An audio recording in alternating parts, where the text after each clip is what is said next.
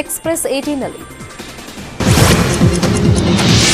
ಬೆಂಗಳೂರಲ್ಲಿ ನಾಪತ್ತೆಯಾಗಿದ್ದ ದುಬಾರಿ ಬೆಲೆಯ ಚೈನಾ ನಾಯಿ ಪತ್ತೆಯಾಗಿದೆ. ಸತೀಶ್ಗೆ ಪರಿಚಯವಿದ್ದ ಆಟೋ ಡ್ರೈವರೇ ದುಬಾರಿ ಬೆಲೆಯ ನಾಯಿಯನ್ನ ಕದ್ದೊಯ್ದಿದ್ರು. 2 ದಿನದ ಹಿಂದೆ ನಾಯಿ ನಾಪತ್ತೆ ಬಗ್ಗೆ ಹನುಮಂತನಗರ ಠಾಣೆಯಲ್ಲಿ ಕೇಸ್ ದಾಖಲಾಗಿತ್ತು. ದುಬಾರಿ ಮೌಲ್ಯದ ನಾಯಿ ಖರ್ಚು ಭರಿಸಲಾಗದೆ ಆಟೋ ಚಾಲಕನೇ ನಾಯಿಯನ್ನು ತಂದು ಬಿಟ್ಟು ಹೋಗಿದ್ದಾರೆ.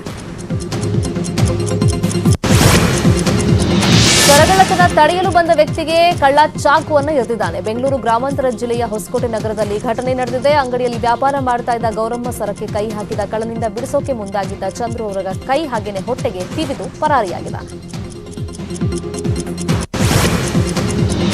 ಮಂಡ್ಯದ ಮೈ ಶುಗರ್ ಮತ್ತು ಪಿಎಸ್ಎಸ್ಕೆ ಕಾರ್ಖಾನೆಯನ್ನ ಖಾಸಗಿಗೆ ನೀಡಲಾಗಿದೆ. ಮಂಡ್ಯ ಜಿಲ್ಲಾ ಉಸ್ತುವಾರಿ ಆರ್ ಅಶೋಕ್ ಸ್ಪಷ್ಟನೆಯನ್ನು ಕೊಟ್ಟಿದ್ದಾರೆ. ಈ ಬಗ್ಗೆ ಶೀಘ್ರದಲ್ಲೇ 2 ಕಾರ್ಖಾನೆಗಳಿಗೆ ಟೆಂಡರ್ ಅನ್ನು ಕರೆಯಲಾಗುತ್ತೆ. ರೈತರಿಗೆ ಸೂಕ್ತ ಬೆಲೆ ನೀಡುವವರಿಗೆ ಕಾರ್ಖಾನೆ ಜವಾಬ್ದಾರಿಯನ್ನು ವಹಿಸಲಾಗುತ್ತೆ ಅಂತ ಕೆಡಿಪಿ ಸಭೆಯಲ್ಲಿ ಅಶೋಕ್ ನಿರ್ಧಾರವನ್ನು ಪ್ರಕಟಿಸಿದ್ದಾರೆ.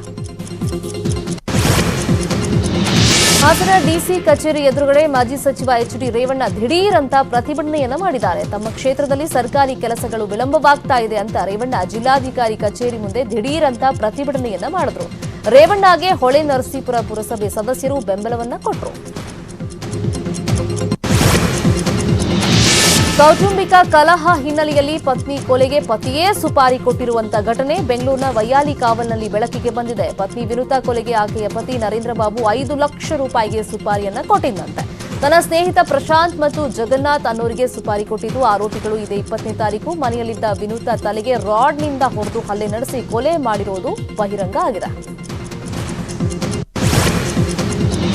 ಪೇಜಾವರ ಶ್ರೀಗಳ ಆರೋಗ್ಯ ಸ್ಥಿರವಾಗಿದೆ. ಶ್ರೀಗಳ ದೇಹದ ರಕ್ತ ಸಂಚಾರ ಸಹಜವಾಗಿದ್ದು ಕೃತಕ ಉಸಿರಾಟ ವ್ಯವಸ್ಥೆಯಲ್ಲೇ ಚಿಕಿತ್ಸೆಯನ್ನು ಮುಂದುವರಿಸಲಾಗಿದೆ.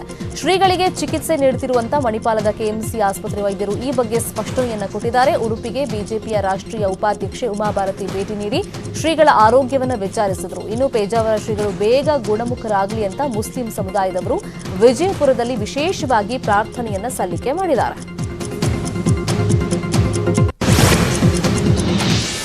ಇದು ಇವತ್ತಿನ ಸೂಪರ್ ಪ್ರೈಮ್ ನ್ಯೂಸ್.